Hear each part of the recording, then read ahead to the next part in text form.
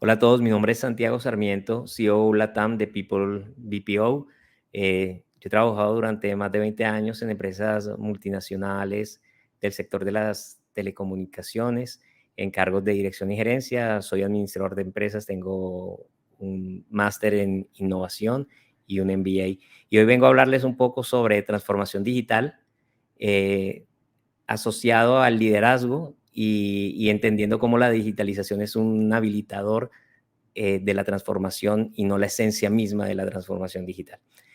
Dentro de los objetivos que tenemos vamos a hablar de transformación, vamos a hablar de liderazgo, vamos a hablar de lo social y de la sustentabilidad y lo de digital. Queremos profundizar sobre qué es una verdadera transformación digital y entender lo importante de la visión de la transformación digital y cómo esta se da a partir de un criterio que vamos formando sobre lo que queremos que impacte en la sociedad y no necesariamente empieza en los sistemas.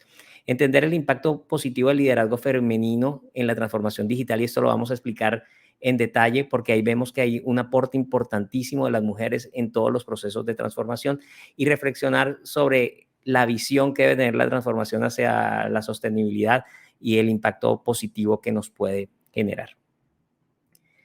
Empecemos hablando de la transformación. Es súper importante entender que este cambio es inherente a la humanidad, que el cambio y el movimiento está relacionado con lo que vivimos a diario. Si no cambias, con el cambio te cambian. Y a veces muchos pensamos que todo tiempo pasado fue mejor y pensamos que nos podemos resistir a ciertos cambios que se van dando dentro de la sociedad, y no entendemos que el trabajo que tenemos que hacer es entender cuál es nuestro propósito dentro de esa sociedad e ir buscando adaptarnos al cambio. Si hablamos de civilización, la civilización precisamente se trata de la evolución, de cómo vamos evolucionando y cómo vamos entendiendo ciertas cosas, y dentro de esa evolución se van dando esos cambios y a esos cambios debemos adaptarnos. Entonces, digamos, no estamos hablando de nada muy nuevo ni nada revolucionario, sino es la historia de la humanidad la que nos ha mostrado que el cambio es algo permanente y nos ha ayudado a entender algo que es súper importante y que en el Summit se va a tratar, que es la sustentabilidad, y es cómo empezamos a entender que ciertos comportamientos, porque sean legales, no quiere decir que estén bien. Y el trabajo de todos es empezar a entender qué debemos cambiar para que estén bien hechas las cosas. Y un ejemplo fácil puede ser la esclavitud. La esclavitud era legal, pero no porque fuera legal quiere decir que estaba bien la esclavitud. Los derechos civiles de las mujeres se han ido ganando y cada vez más toman fuerza, pero el hecho de que no tuvieran derechos y que eso de alguna manera estuviera protegido por las leyes en algún momento, no quiere decir que esté bien. Entonces, cuando empezamos a hablar de transformación, tenemos que generar una conciencia sobre esas cosas que pensamos deben cambiar, porque el mundo va a cambiar. Y si nosotros como organización no lo entendemos, y todas aquellas personas que tienen un emprendimiento, que tienen una empresa y no empiezan a entender que el mundo está cambiando y que el consumidor empieza a tener hábitos diferentes de consumo, pues finalmente va a pasar como este dibujo lo señala. Este es un ejemplo de una caja. Imaginémonos un guacal, una caja de madera que nosotros vamos moviendo y dando tumbos mientras la vamos moviendo.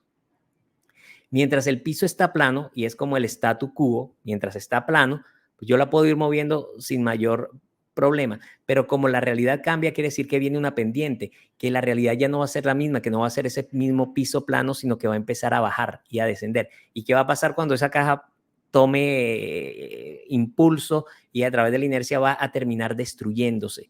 Entonces el trabajo de la transformación es eso. Tenemos una caja cuadrada y tenemos que empezar a ver cómo la vamos redondeando. Y es en lo estructural, no en las formas, no en un sistema, no en un ERP o un CRM, porque eso es digitalizar y luego lo explicaremos bien en qué consiste, sino en ir cambiando esa forma para que cuando venga esa pendiente rodemos. Entonces, el adaptarnos es un tema, Pero el ir adelante es otro tema y la transformación tiene que ver mucho con esa visión de poder ir adelante y empezar a entender los consumos. Es decir, sin hacer juicios sobre las realidades. Hoy nos estamos dando cuenta que la gente medita más y el mindfulness empieza a tener mucha fuerza.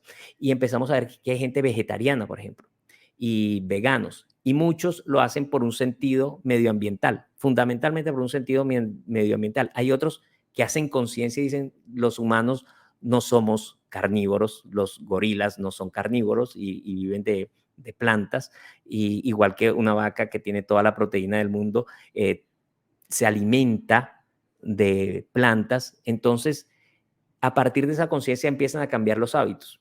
Mucha gente los puede cuestionar, otros dicen la ganadería deforesta, genera metano, contamina y consume mucha agua para que se genere. Y a partir de eso, eso no está ni bien ni mal. Digamos, mi misión acá no es hablar sobre estos temas, sino decir, esas conversaciones están abiertas. Y esas conversaciones van a hacer que los consumidores cambien la forma de entender lo que está bien o está mal para sus cuerpos, para cuidar su vida. Hace poco escuchaba a un urólogo que decía que a los hombres hoy le están haciendo el examen de próstata a los 50 años, antes se hacía a los 40, y cuando le preguntan que por qué, es porque la gente está teniendo hábitos mucho más saludables. Eso quiere decir que estamos evolucionando, eso quiere decir que estamos generando conciencia, y esa conciencia tiene que ver mucho con la sustentabilidad económica, medioambiental y social, y cómo son esos impactos. Entonces, cuando hablemos de transformación, lo importante es entender esa visión y es entender qué está pasando en el mundo, hacia dónde están los hábitos de consumo. Hay empresas lácteas que hoy están trabajando en productos no lácteos, porque ya hay gente que dice que los únicos animales que siguen tomando leche después de su edad de lactancia son los seres humanos, y además la toman de un animal diferente. Con lo cual, hay cosas que empiezan a tomar fuerza, y en ese sentido, cuando hablamos de transformaciones, es entender ese consumidor, no desde lo digital únicamente, porque eso lo vamos a hablar, sino entenderlo en la medida en que queramos tener una empresa que sea sostenible en el tiempo, que pueda generar empleos en el tiempo, que pueda crecer y generar riqueza para la sociedad y la comunidad. Ahí es donde está el secreto de la transformación, y por eso yo quería separarlo de la transformación digital, porque en la medida que entendamos el propósito de la transformación y por qué transformarnos, ya es mucho más fácil seguir la conversación hacia otros estadios, como puede ser el de la digitalización. Hablemos ahora del liderazgo. El liderazgo ha cambiado. El liderazgo tiene que entenderse diferente, porque la sociedad ha cambiado. Las personas hemos cambiado. Entonces, ese liderazgo autocrático, ese liderazgo fuerte de supervisión minuciosa, exhaustiva, al detalle, donde no deja que las personas dejen correr su imaginación, la creatividad, la innovación, donde no las empoderan para que sean autónomas. Ese liderazgo está mandado a recoger. Ese liderazgo no sirve para plantear una transformación digital. El liderazgo tiene que ser un liderazgo inspirador, y realmente el líder, como lo vemos en el dibujo, debe ser el viento que sopla, no debe ser el marinero, no debe ser el timonel, no debe ser el capitán, ninguno de los que están, no debe ser el barco, no deben ser las velas, sino simplemente el viento que sopla, el que facilita que ese barco llegue a buen puerto. ¿Cuál puerto? El que los tripulantes decidan llevarlo, porque tienen la capacidad emocional y cognitiva suficiente para saber cuál es el camino. Entonces, a partir de ese trabajo colaborativo, el líder debe facilitar todo ese proceso para que esos equipos que son de profesionales, y ahí es importante que tengamos en cuenta que cada quien tiene su rol, cada quien sabe qué hacer, y el líder tiene que dejar que hagan lo que tienen que hacer y no concentrarse, como lo decía antes, en ese modelo un poco pasado de moda de supervisar y de nada más resaltar lo negativo y nada más mostrarle que siempre le falta algo más para cumplir, sino en todo lo que se va ganando. Y no se trata de ser absolutamente protectores, sino se trata de formarlos, motivándolos y haciendo que saquen lo mejor de ellos, no que teman, no que sientan la presión y el peso. Ese es el liderazgo que se necesita para una transformación real. Eh, si nosotros vemos, y aquí voy a explicar por qué pienso que el liderazgo femenino es tan importante para la transformación, es porque cuando nosotros vemos líderes ambientalistas, espirituales, animalistas, sociales, activistas, feministas, digamos, empezamos a ver ese papel protagónico de la mujer. Y cuando empezamos a ver ese papel protagónico de la mujer y lo vemos en función de sus intereses, el interés es general, el interés es común, el interés es la sociedad, el interés son los animales, es la protección como concepto. Y cuando vemos los roles, hoy de pronto se discute mucho el tema de los roles que tienen las mujeres y creo que el mundo debe estar abierto para que las mujeres ocupen el rol que deseen, pero ese rol que deseen debe estar asociado a su vocación, porque es que cuando les decimos que estudien cosas para que ganen más dinero, estamos subestimándolas también, porque es que tienen la capacidad de discernir y de saber qué es lo mejor para ellas, y no hay nada mejor que hacer lo que a uno le nazca, lo que vaya con su vocación. Entonces, hoy vemos cómo hay una insistencia permanente de decir, las mujeres deben estudiar ingeniería de sistemas y desarrollar, porque hoy se paga más, porque obviamente como hay tanta demanda y la oferta es poca, el precio sube, entonces se pagan muy bien esos roles, pero seguramente la conversación podría ser diferente. La conversación es qué profesiones hoy no están bien pagas. Porque yo puedo poner el ejemplo de mi hija, tiene 13 años, tiene 2 abuelas que han sido profesionales toda su vida, han trabajado, no han sido, digamos, amas de casa. Su mamá es una CFO de una empresa multinacional y tiene un cargo corporativo sobre varios países, es ingeniera industrial, tiene maestría, en fin, y nuestra hija quiere ser diseñadora de modas. ¿Qué puede hacer uno frente a eso? Que lidere.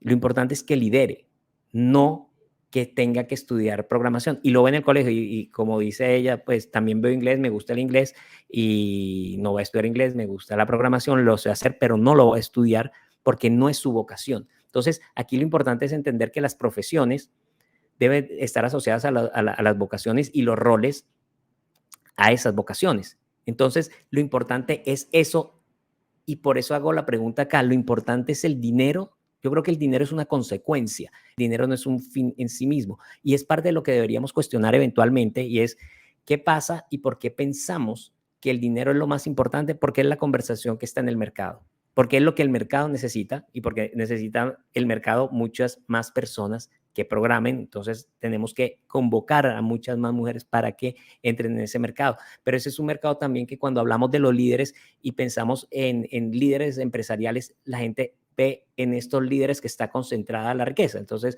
salen Gates, sale Musk, Amancio Ortega, Warren Buffett. Entonces hay esa idea de el liderazgo asociado al dinero y al capital propio.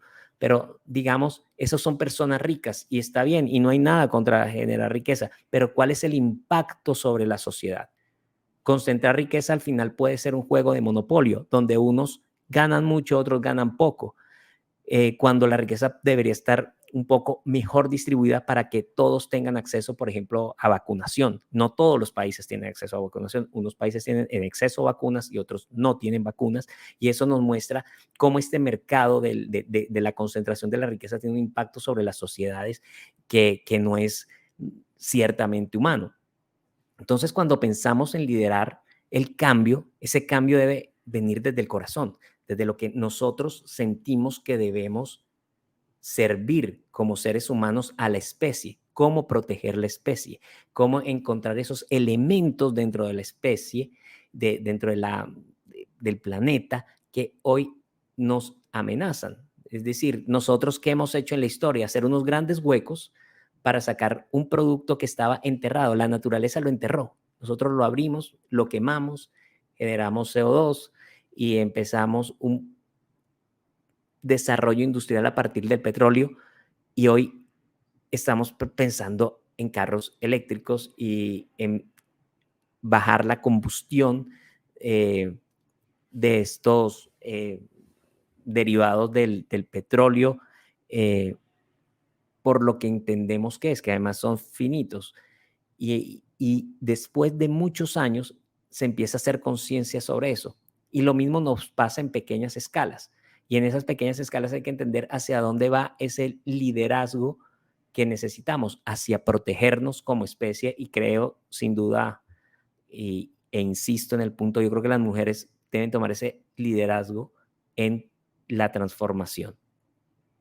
Porque digitalizar no es transformación digital. Es decir, cuando nosotros pensamos en el liderazgo de la transformación digital, muchas personas piensan en el conocimiento técnico. Yo en lo personal considero que ese conocimiento técnico no es lo más relevante. Si nosotros ponemos un ejemplo del ciclo de venta, cuando vemos prospección, calificar el lead, acercamiento, presentación, negocio y cierre, y esto es por poner cualquier ejemplo, hay miles de modelos de ejemplos de ciclo de venta, pero estoy poniendo un ejemplo típico. Y dentro de ese ejemplo típico, ahí hay un proceso. Y ese proceso, como lo vemos en la línea verde, ese proceso en la línea verde termina siendo el sistema. Yo puedo tener un sistema que desde la prospección hasta el cierre me deje ver cómo es el proceso.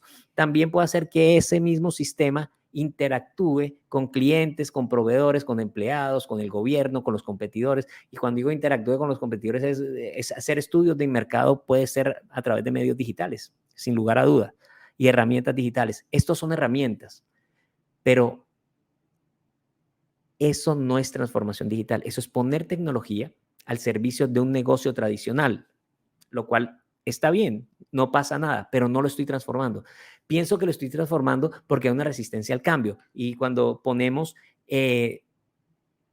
capacidades digitales, la gente se resiste porque le cambiamos la forma de hacer las cosas. Pero en el momento en que le cambiamos la forma de hacer las cosas, se va a resistir. Pero no es una resistencia a la transformación, es simplemente al hábito, al cambio de forma, pero no de fondo, porque no estamos redefiniendo el portafolio de productos de servicios, no estamos redefiniendo el segmento a que vamos, no estamos redefiniendo nuestro impacto en la sociedad, simplemente estamos poniendo medios que permiten comunicar a los sistemas y a las personas, lo cual está bien y favorece fundamentalmente también la rentabilidad. Y como dice, cuando se habla de digitalizar un negocio, se hace referencia a todas aquellas acciones tecnológicas y estratégicas que hagan uso de metodologías, de métodos digitales para hacer más eficientes las operaciones rutinarias de una organización. Para hacerlo más eficientes, ser eficiente está bien, digamos, ese es un objetivo, pero no por ser eficientes y poner plata sobre la mesa de las empresas,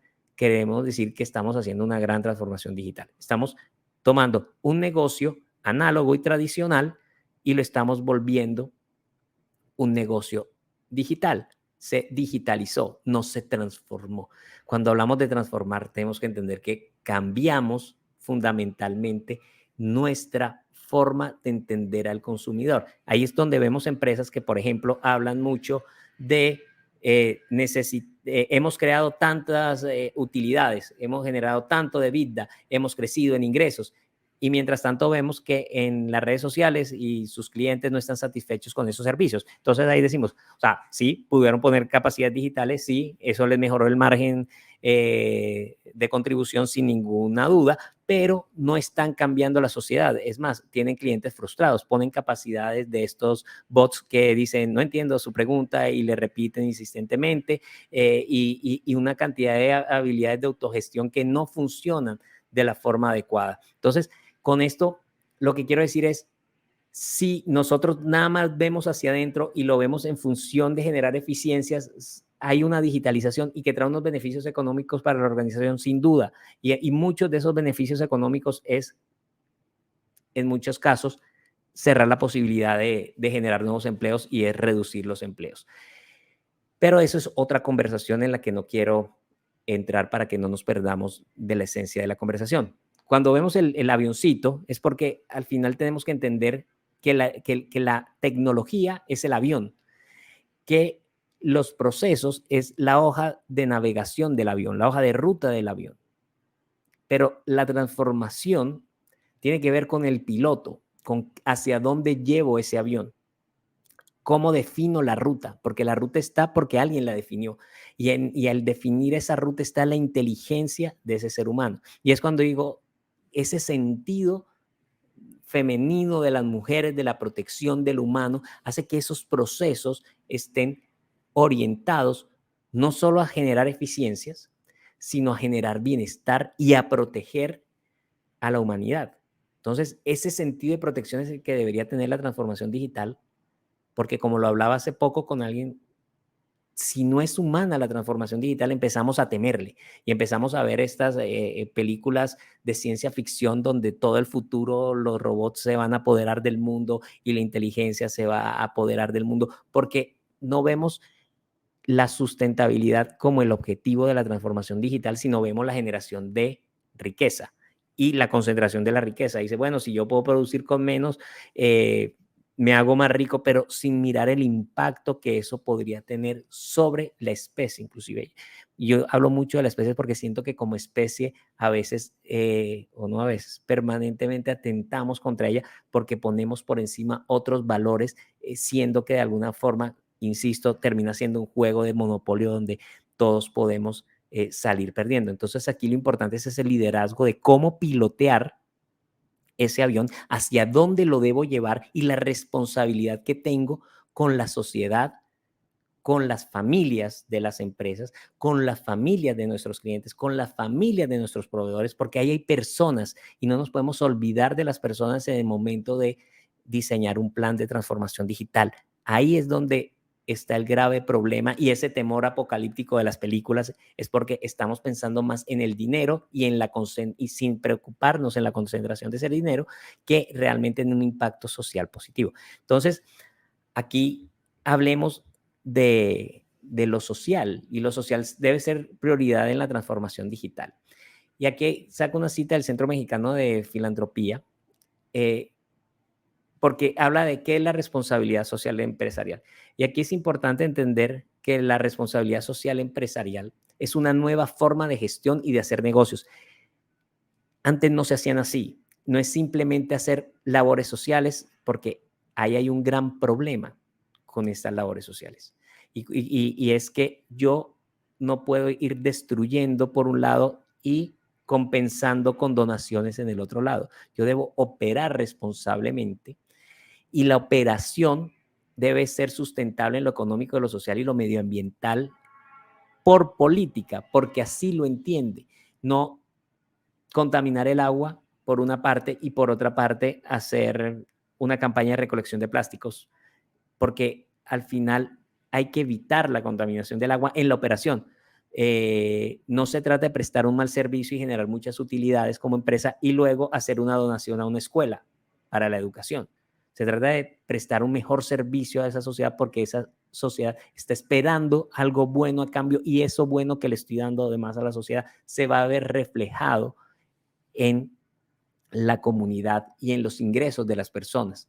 Entonces, ahí es donde es súper importante entender que esa visión de los negocios debe integrar a las personas, debe integrar los valores éticos y sobre esos valores éticos es importante entender que no debemos afectar a los demás.